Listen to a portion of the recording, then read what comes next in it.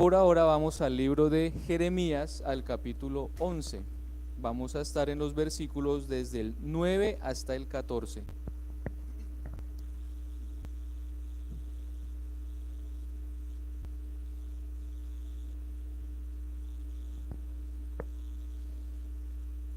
Jeremías 11 del 9 al 14, y les ruego que me acompañen a orar.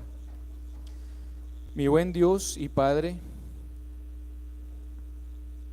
te ruego que nos ayudes en este momento. Por favor, utilízame como tu portavoz, como tu instrumento, simplemente para que tu palabra sea predicada a este pueblo tuyo. Te ruego que a pesar de mí, de mis limitaciones y errores, la pureza de tu palabra y del Evangelio de Cristo la preserves con tu Santo Espíritu para mis hermanos. Por favor, danos un corazón humilde, dispuesto para recibir lo que tú nos vas a decir con sencillez. Ayúdanos a abrazar tu palabra como la verdad a la cual someter nuestras vidas, y ayúdanos a confiar en ti para esto. Gracias, Señor, por Cristo Jesús. Amén.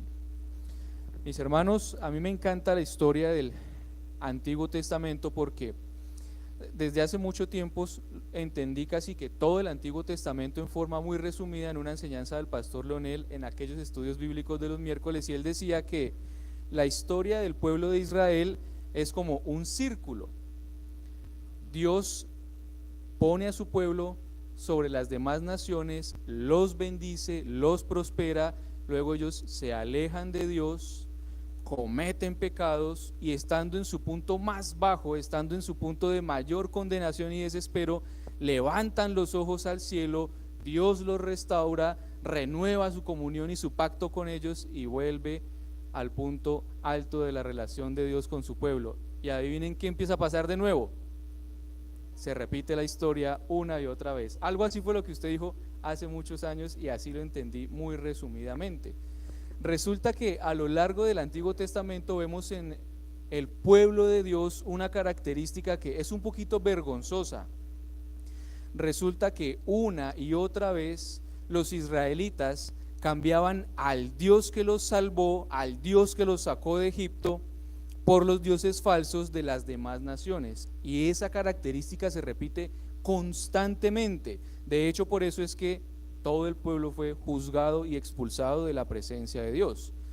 Cuando uno ve que este ciclo se repite y se repite y se repite, uno piensa, bueno, esta gente no aprendió la lección nunca. Parece que eran como tercos, a veces incluso sinvergüenzas en la manera como, pecando y adorando a otros ídolos, se presentaban como si nada en el templo de Dios para adorar también al Dios de Israel. Pero resulta que las páginas del Antiguo Testamento son para nuestra instrucción, porque nosotros no somos tan diferentes del pueblo de Israel en el Antiguo Testamento. Tal vez la única diferencia es que para nosotros la vergüenza es mucho mayor. ¿Por qué?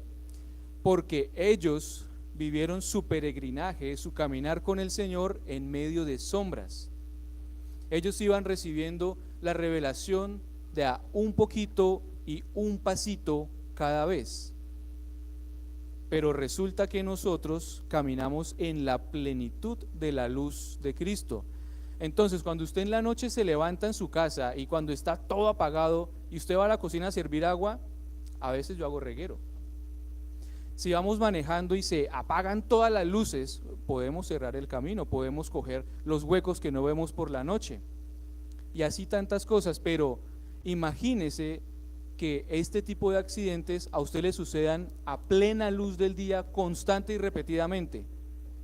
Usted tiene que consultar a Gigliola porque mi hermano algo le está pasando, o le va a dar un infarto, o se le subió el azúcar por allá a 800, alguna cosa le está pasando.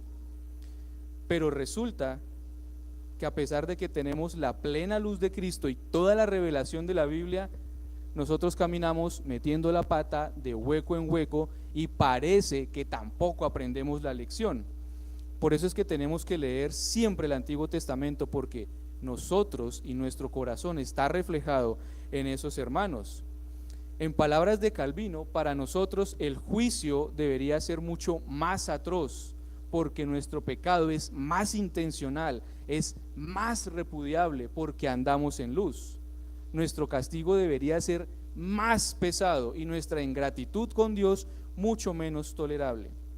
Pero vamos a la escritura, ubíquense por favor en Jeremías 9, en Jeremías 11, versículo 9.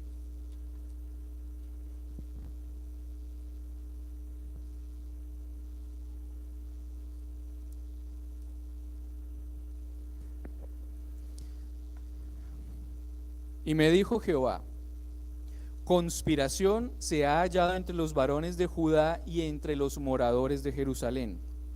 Se han vuelto a las maldades de sus primeros padres, los cuales no quisieron escuchar mis palabras y se fueron tras dioses ajenos para servirles. La casa de Israel y la casa de Judá invalidaron mi pacto, el cual yo había concertado con sus padres. Estos versículos resumen la situación espiritual del pueblo de Israel durante casi todo el Antiguo Testamento. Y hay una triple acusación. Se volvieron a los pecados de sus antepasados, pecaron igual que sus antepasados, desecharon la palabra de Dios y se hicieron otros dioses. En el capítulo 11 encontramos una recapitulación del pacto de Dios con Israel. Si usted puede ver los versículos 3 y 4, al final del 3 dice: maldito el varón que no obedeciere las palabras de este pacto, el cual mandé a vuestros padres el día que los saqué de Egipto. El 6 dice: oíd las palabras de este pacto y ponedlas por obra. Y en el versículo 7 encontramos la insistencia de Dios, que les dijo desde temprano y sin cesar hasta el día de hoy, les dijo: oigan mi voz. La pregunta es: ¿cuál fue la respuesta de estos israelitas que salieron de Egipto en días de Moisés hasta poco antes de ser conquistados por Babilonia? ¿Cuál fue la respuesta o la actitud de ellos para con Dios durante todo el tiempo de su historia? Vean el versículo 8. No oyeron su voz, ni inclinaron su oído. Cada uno se fue tras la imaginación de su malvado corazón. ¿Cuál es la imaginación del corazón de ellos? Vayan a Jeremías capítulo 2, versículo 28.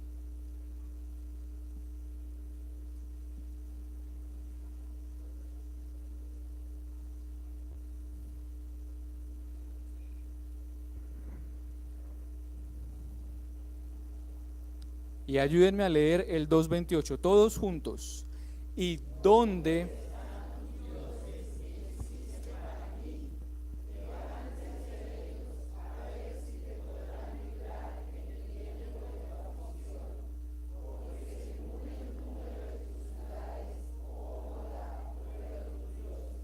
Entonces, ¿cuáles fueron las imaginaciones de su malvado corazón? Toda la cantidad de dioses que se fabricaron. Y hace un rato leímos el capítulo 10 y vimos que dioses de plata, de oro, de madera, con adornos, sin adornos, con capas, sin capas, pero no servían para ninguna cosa. Las puras imaginaciones de su malvado corazón. Volviendo a Jeremías capítulo 11, el versículo 13, casi que repite lo que ustedes acaban de leer, porque dice: según el número de tus ciudades fueron tus dioses, oh Judá, y según el número de tus calles, oh Jerusalén, pusiste los altares de ignominia, altares para ofrecer incienso a Baal. Mis hermanos, el pueblo de Dios siempre sufrió el pecado de la idolatría. Ellos tenían un Dios para cada época, para cada lugar, en cada calle, en cada pueblo, en cada región, en cada estación del año, para cada propósito, para cualquier cosa. Tenían un Dios diferente. Por ejemplo, hoy encontramos una imagen similar en la Iglesia Católica Romana. ¿Por qué? Porque ellos no dicen abiertamente: hemos dejado de servir a Dios. Al contrario, dicen: nosotros somos la verdadera iglesia de Dios. Acuden a Dios. Pero ¿qué hacen después? Tienen un panteón de entre 7,000 y 10,000 dioses, dioses santos, a los cuales acuden para buscar el favor que aparentemente no encuentran en Dios. Tienen un santo para cada ciudad, para cada situación, para cualquier cosa que se les ocurra. Ahora, mi intención con esto es solamente dar un ejemplo, no es tanto atacarlos o condenarlos, porque ahora quiero que cada uno de ustedes mire su propio corazón. Hermanos, en nuestro corazón tenemos tantos dioses como pecados cometemos. Cada uno de nuestros pecados se constituye un Dios que fabricamos en nuestro corazón. Charles Spurgeon comentó lo siguiente, por favor muy atentos. El hombre construye para sí mismo un Dios a su gusto. Si no lo hace de madera o de piedra, lo hace de lo que él llama su propia conciencia o su pensamiento cultural. Una deidad a su gusto que no sea tan severa con sus pecados, o cuya justicia contra el que no deja de pecar no sea tan estricta. El hombre rechaza a Dios tal cual es, creando otros dioses según su idea de cómo debería ser Dios. Y dice de estas obras de su imaginación: Israel, aquí están tus dioses. Mis hermanos en cristiano, lo que esto significa es que cada vez que usted peca, está construyendo su propio Dios. ¿Qué tal si yo le preguntara cuántos pecados cometió esta semana? ¿A cuántos dioses acudió? ¿Cuántas imágenes talló en su corazón? Por ejemplo, si usted no santifica un domingo para adorar a Dios junto con su iglesia aquí sentadito, está fabricando un Dios cuya exigencia no es tan alta, que le permita usar este día para sus asuntos, para sus placeres. Un Dios con D minúscula, más comprensivo, menos severo, y le dice a su conciencia: tú estás con Dios, estás bien con Dios. Por ejemplo, cada vez que no somos fieles apartando los diezmos, las ofrendas del Señor, sino que arbitrariamente decidimos disponer de ese dinero, adivinen qué estamos haciendo: tallando un Dios de maderita flexible, que entiende nuestras situaciones, que entiende nuestras decisiones y nos permite estas licencias, y apaciguamos nuestra conciencia diciéndole: aquí está tu Dios, estamos bien, todo está bien. Con razón Juan Calvino dijo que nuestro corazón, hermanos, es una perpetua fábrica de ídolos. De nuevo, cada vez que usted decide no obedecer a Dios, usted está tallando una imagen de otro Dios en su corazón. Lo perverso de esto es que, igual que los israelitas de antaño, nos presentamos en la presencia de Dios con nuestro corazón lleno de ídolos. Tallamos ídolos con nuestra continua tendencia a confiar en nuestra habilidad para salir adelante, para acudir a los contactos, para resolver los problemas, para sacar adelante la economía, las empresas, etcétera, etcétera. Permítame terminar insistiendo un poquito más en esto. Si alguna vez su trabajo ha hecho que usted peque contra Dios, si alguna vez por su trabajo usted dejó de congregarse, o si usted tal vez acostumbra por su trabajo robarle a Dios el tiempo que es de Él, o robarle a su familia el tiempo que les corresponde para que usted los ministre en la palabra de Dios, usted ha hecho de su trabajo un ídolo. Si alguna vez el dinero ha hecho que usted se aleje de Dios, deje de obedecer a Dios, usted ha hecho del dinero su ídolo. Si alguna vez su familia, su parentela, los que vienen a saludarlo, los que lo visitan, causó que usted desobedeciera a Dios, usted hizo de su familia un ídolo. Y cuidado, no estoy diciendo que su trabajo, que el dinero o que su familia sean malos en sí mismos, no. Lo que estoy diciendo, hermanos, es que nosotros somos los malos. Nosotros somos los que tomamos los buenos dones que Dios nos da, nos vamos con esos dones lejos de Él y los pervertimos y los convertimos en nuestros ídolos. ¿Ven por qué yo digo que no somos nada distintos del Israel del Antiguo Testamento? Solo que los de ellos eran de oro, plata, madera y bronce y metal y se veían. Los nuestros son más perversos porque están en el corazón y a veces nos parecen invisibles. Entonces, por eso dije que nuestro pecado es mucho más atroz, que tal vez el castigo para alguien que peque de semejante manera con mayor luz debería ser más fuerte.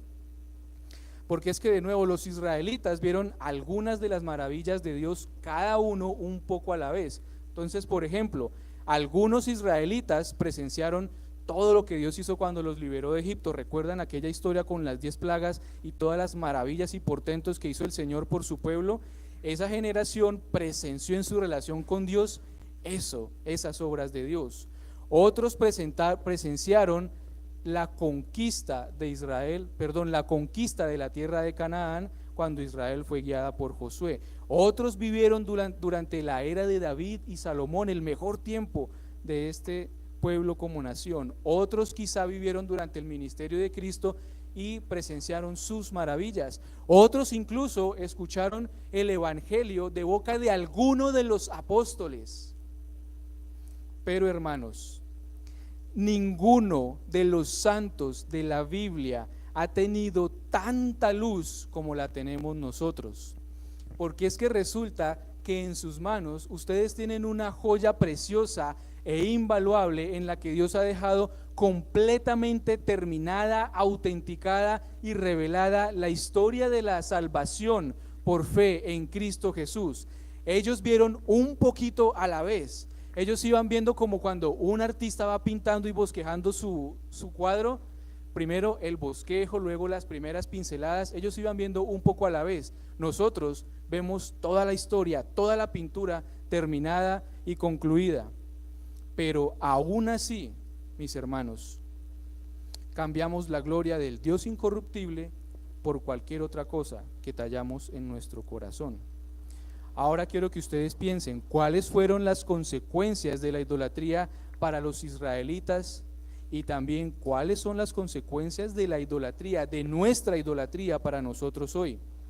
Volviendo a Jeremías capítulo 11, o si ya están ahí, por favor, ayúdenme y leamos juntos el versículo 11. Jeremías 11:11. Todos juntos. Por tanto, así ha dicho Jehová.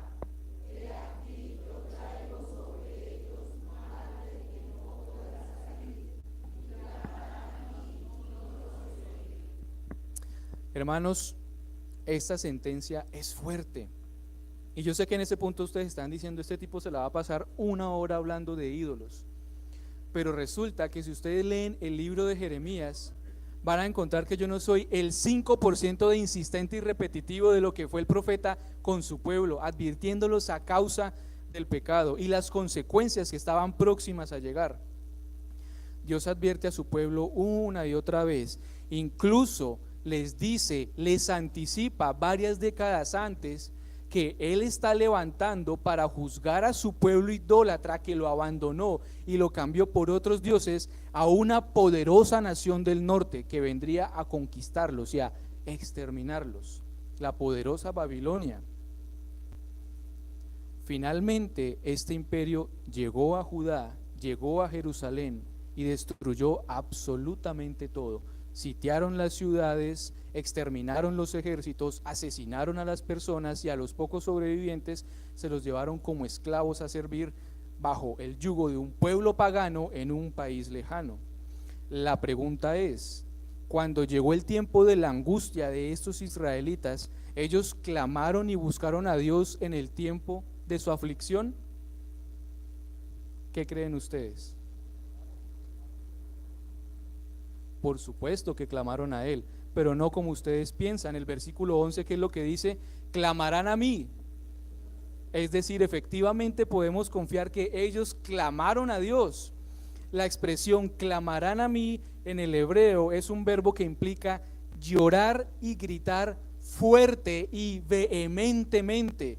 Otra traducción de la Biblia que se llama La Palabra, el mensaje de Dios para mí, traduce: me llamarán a gritos, pero no pienso escucharlos. Hermano, piense un momento en lo que significa que usted intente acudir a Dios y no haya respuesta. Piense en lo que significa que usted clame a Dios y Él ni siquiera quiera escuchar lo que usted le está diciendo.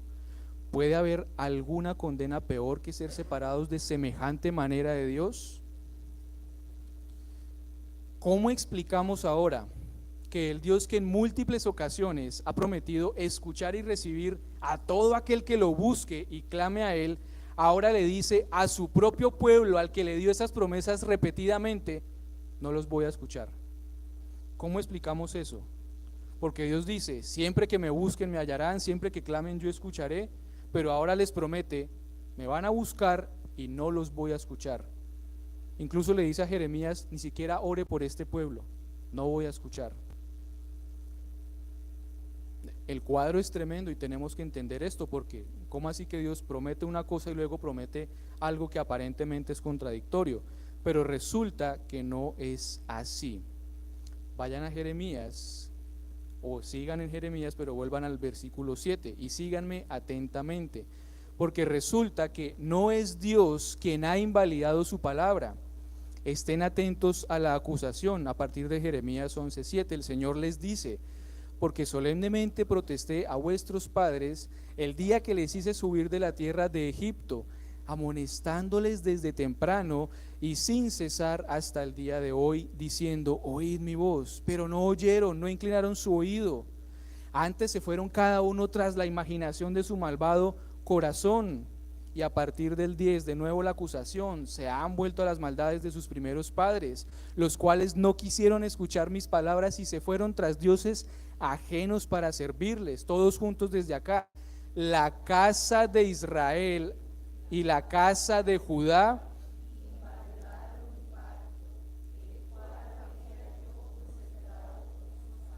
Bueno, me acabo de dar cuenta que no todos me estaban siguiendo en la Biblia, pero otra vez todos juntos desde ahí en el versículo 10. La casa de Israel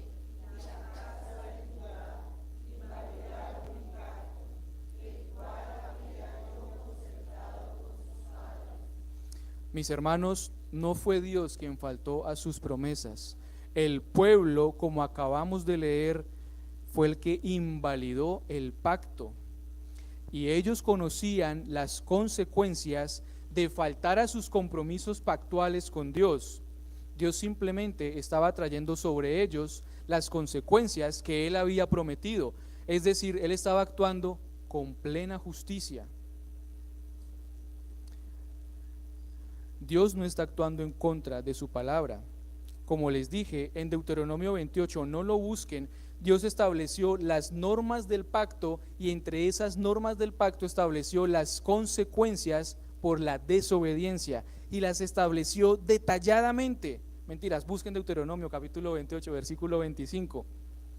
Es decir, si el pueblo llegaba a incumplir el pacto, si cambiaban a Dios por otros dioses, el Señor tendría que cumplir su palabra y desatar sobre ellos las maldiciones por su desobediencia. Deuteronomio 28, 25. Y por favor, Leonardo Villamil, léalo fuerte y claro para todos.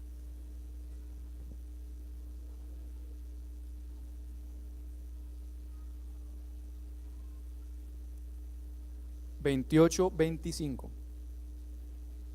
A ver, Villamil. 28, 25, hermano.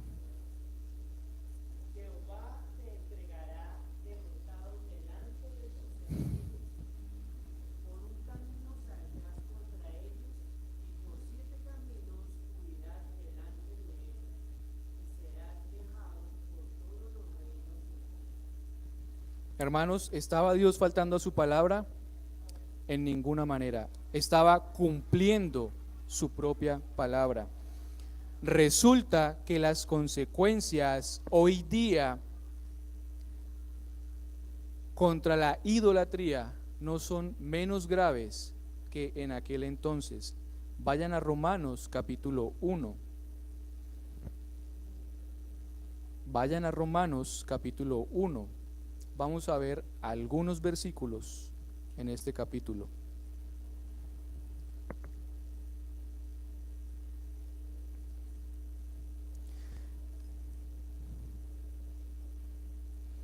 Recuerden que hablamos de que cada pecado que cometemos es un acto de idolatría.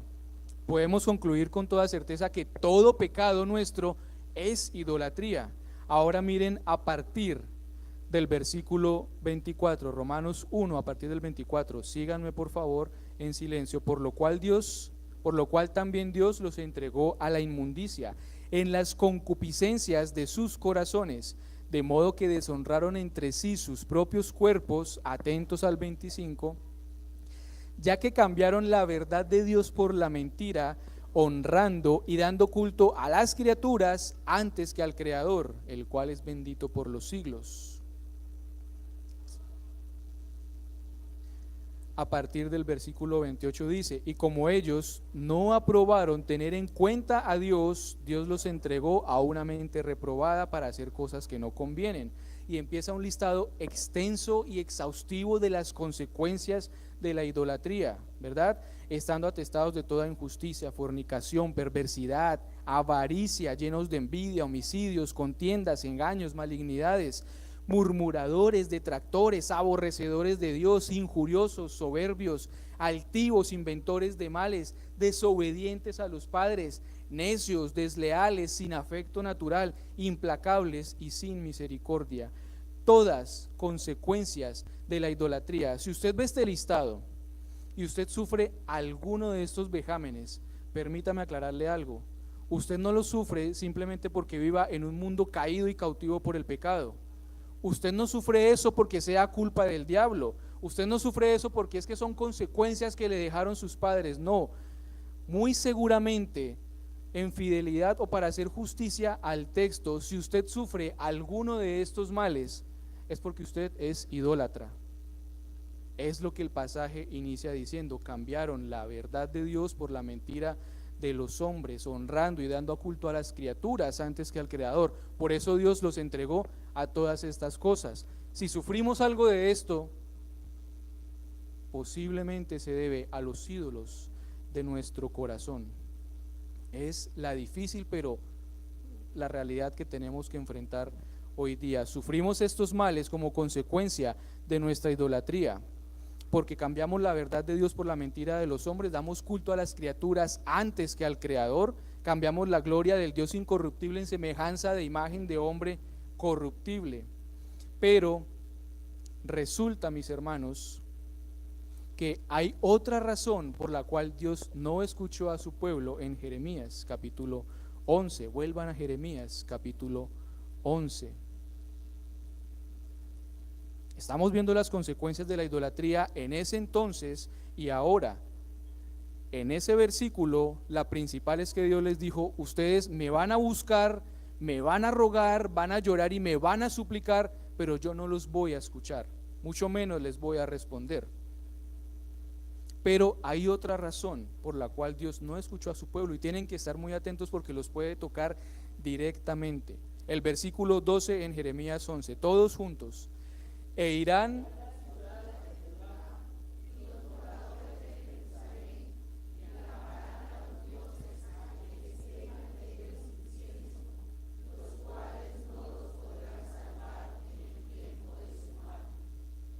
Imagínense ese cuadro. Viene el tiempo de la angustia, llegó el ejército de Babilonia, y ¿qué hacen los israelitas? Corran todos al templo a ofrecer sacrificios, incienso, ofrendas y alabanzas. ¿A quién? A Dios. Terminaron el culto a Dios y ¿qué hicieron? Corra por todas las calles, por todas las esquinas, a ofrecer incienso y ofrendas en cada altar pagano que habían levantado por siglos y generaciones. ¿Será que ellos en algún momento buscaron a Dios? Jamás. Mis hermanos, jamás. En buena medida, por eso Dios no los escuchó. Porque en verdad hay promesas hechas por el Señor que dice que cuando su pueblo se humilla, cuando su pueblo ora, cuando su pueblo lo busca, cuando su pueblo se arrepiente y se convierte de su mal camino, Él oirá desde los cielos. Entonces, cuando Él les dice no los voy a escuchar, la razón es porque ellos ni siquiera lo estaban buscando. Segunda de Crónicas capítulo 7 versículo 14.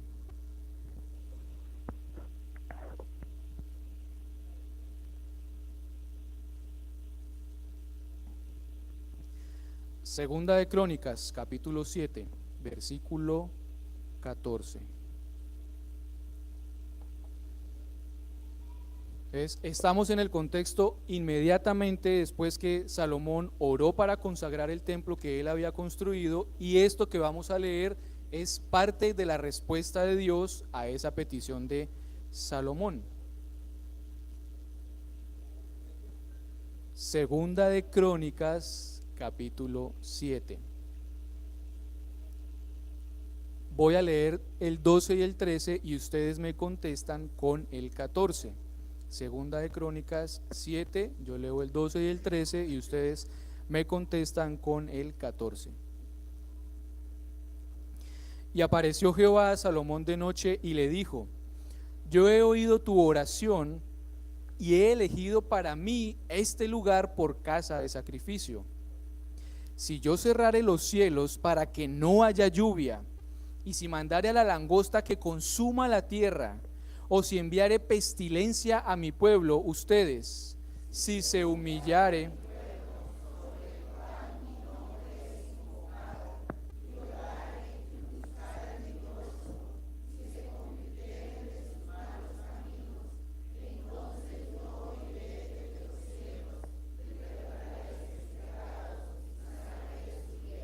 Este versículo 14 es clave, hermanos, en nuestro sermón. Para que Dios escuche la oración, ¿qué tiene que haber?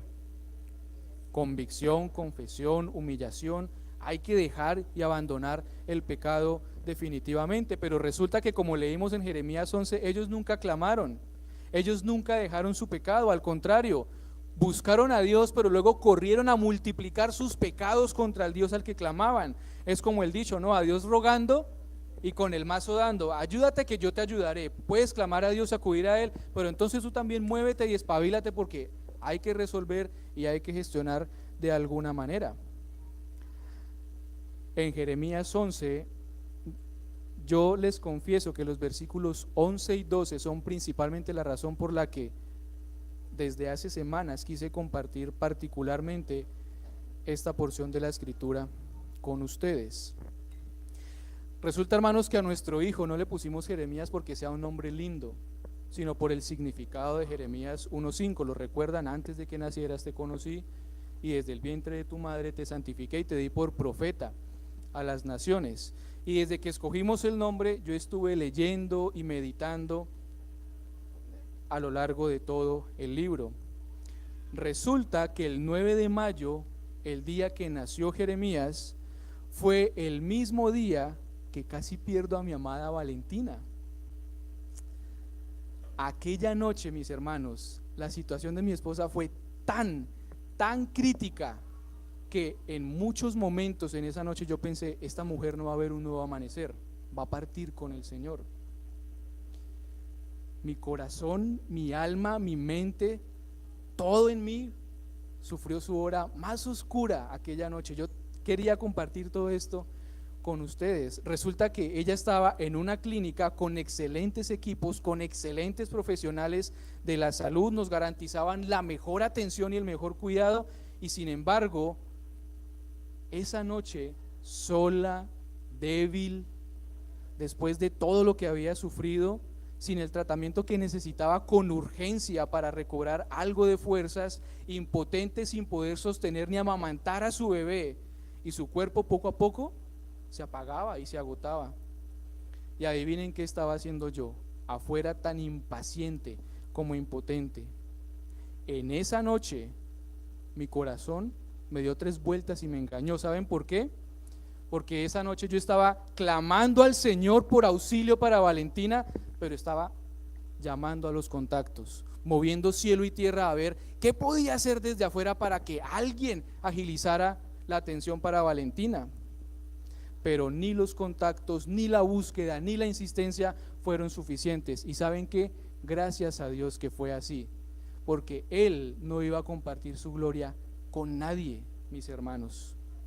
Para cortarles el cuento, el Señor me llevó y nos llevó al punto en que no podría caber duda que lo que iba a pasar a continuación no era más que el despliegue de su amor y su poder en favor de nosotros. Y escuchando las oraciones de su pueblo, cuando sí lo buscamos y cuando sí confiamos únicamente en Él, cuando solo pusimos nuestro corazón y nuestra esperanza en Él y no en nuestras capacidades, no en nuestros contactos, no en lo que pudiéramos hacer, solo en el Señor.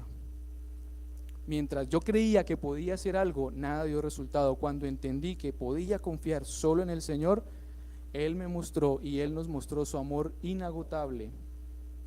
Y tenemos que alabarlo por las maravillas y el despliegue de su poder aquella noche. Volviendo a Jeremías, el libro de Jeremías, ante la inminente llegada del ejército babilonio, el pueblo corrió a buscar a Dios, pero también corrió a buscar a otros dioses. Por eso, mis hermanos, no hubo respuesta, por eso no fueron escuchados.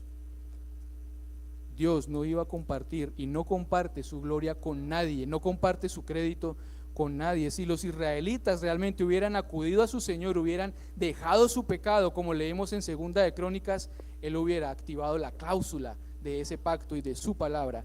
Ahora yo quiero preguntarle, ¿será que usted no sale de sus problemas, de sus vicios, de sus fallas de estructura y carácter, porque usted está en la misma situación que los israelitas? ¿Será que usted no puede vencer sus vicios y problemas y superar sus afanes porque usted confía en Dios, pero también mueve sus hilos? ¿Será que usted ora, pero también le gusta ponerse manos a la obra a resolver el asunto? Nos preguntamos por qué no salimos del mismo problema, por qué no podemos romper esos patrones dañinos o por qué no podemos vencer los vicios. Bueno, ¿será que no confiamos en Dios? ¿Será que estamos siendo engañados por nuestro propio corazón, creyendo que lo buscamos a Él, pero acudimos a los dioses tallados en nuestro corazón? Ellos no fueron escuchados en ese entonces y sufrieron las terribles consecuencias de su pecado. Dios los expulsó de su presencia. ¿Es igual para nosotros? Por la gracia de Dios, no, mis hermanos. Y voy a concluir bendiciéndolos y llenándolos de gracia porque les he dado un poquito mucho de palo esta mañana. Nosotros nos hallamos en la misma situación que Israel por causa de nuestra idolatría y de nuestra costumbre de poner nuestra confianza en otras cosas o seres que no son Dios. Pero resulta que usted y yo ya no estamos bajo el pacto de la ley de Moisés. Realmente nosotros ya no tenemos problemas con esas consecuencias de nuestro pecado. ¿Saben por qué? Porque las maldiciones por nuestra desobediencia, Cristo las sufrió y las pagó en la cruz. Porque nosotros como cristianos nunca nos encontraremos en el punto en que sí se encontraron los israelitas, y es que nunca dejaremos de ser escuchados por Dios. Eso es una promesa que debe darnos mucha garantía para vivir la vida cristiana, pero tampoco estaremos nunca jamás en el punto de pecar y pecar y pecar sin expresar ningún arrepentimiento y sin abandonar el pecado. Nunca nos encontraremos en esos dos puntos. Si realmente estás en Cristo, no podrás ser derrotado por el pecado. Si realmente estás con Cristo, nunca te faltará su gracia ninguno de los días en que habites este planeta para obedecer su palabra, para hacer lo que es bueno delante de Él. Porque resulta que los antiguos pactos y promesas y la historia que estamos leyendo en Jeremías 11 apuntan al nuevo pacto que el mismo Jeremías iba a profetizar que Dios iba a hacer entre Él y nosotros. En Jeremías 31, búsquenlo por favor, versículo 33. Jeremías 31, 33.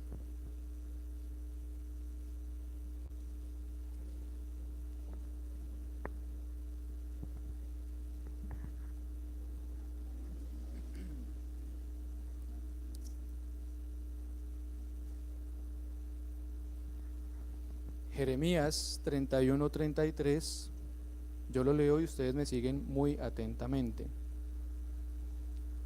Pero este es el pacto que haré con la casa de Israel después de aquellos días, dice Jehová.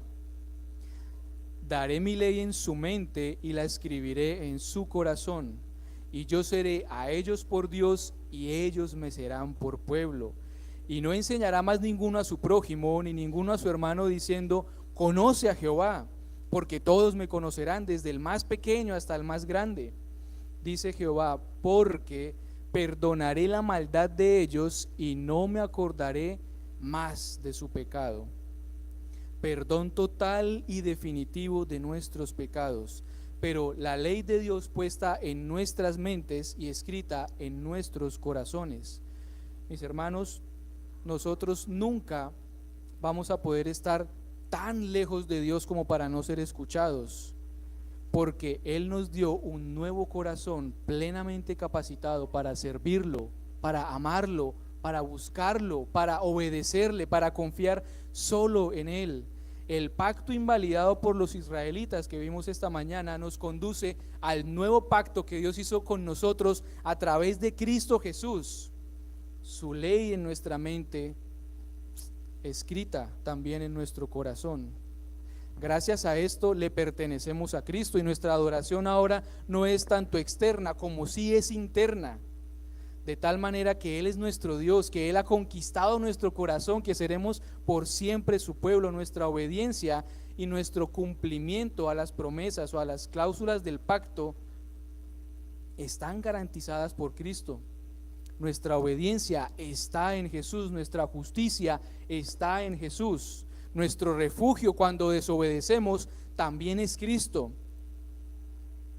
Nunca, mis hermanos, vamos a ser ignorados o abandonados por el Padre, porque nuestro abandono justo y merecido fue soportado por Cristo Jesús en la cruz. Nunca pecarás como lo hicieron estos israelitas del Antiguo Testamento, porque ahora tu corazón le pertenece a Cristo, porque has sido hecho de nuevo, porque conoces su ley y la tienes escrita en tu corazón, de tal manera que estás plenamente capacitado. Es más, es el anhelo de nuestro corazón confiar en Él y obedecerlo. Ahora lo vas a amar y lo vas a obedecer. Amén. Oremos. Mi buen Señor y Dios, ayúdanos a conocer nuestro corazón que es tan engañoso. Ayúdanos a ver lo terrible y perverso que es cada uno de los pecados que cometemos como un acto de idolatría contra tu gloria. Pero Padre, gracias porque merecíamos ser ignorados por ti, porque merecíamos quedar sin respuesta, porque merecíamos ser abandonados por ti. Pero Cristo sufrió todo esto en nuestro lugar.